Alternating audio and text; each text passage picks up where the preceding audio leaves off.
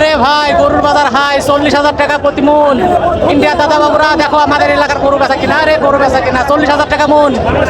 আমি ভারতের দাদাবাবুদের একটা কথা বলতে চাই, তোমাদের সরকার, রাজ্য সরকার নাকি গরু কুরবানি করতে নিষেধ করেছে, তোমরা গরু বিক্রি করতে পারছো না।